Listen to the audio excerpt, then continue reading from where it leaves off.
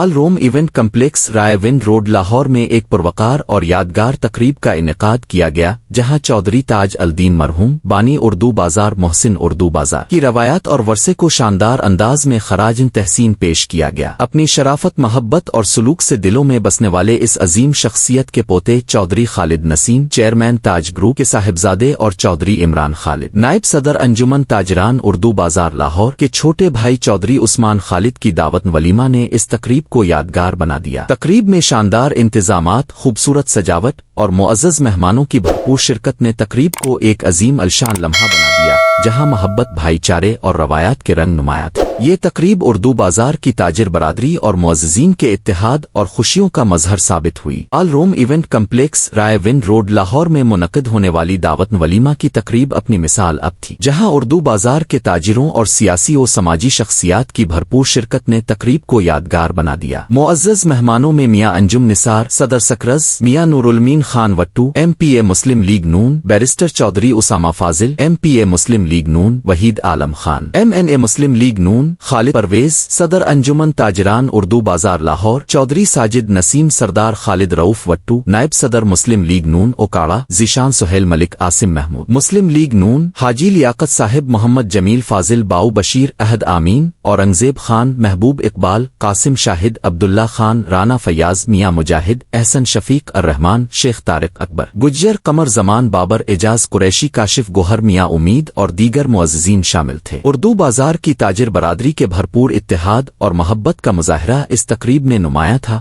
جہاں شاندار انتظامات اور دلکش ماحول نے مہمانوں کو خوش آمدید کہا۔ اس تقریب نے نہ صرف چودھری عثمان خالد اور ان کے خاندان کی خوشیوں کو دوبالا کیا بلکہ بزنس کمیونٹی کے اتحاد، بھائی چارے اور روایتی اقدار کی بہترین مثال بھی قائم کی۔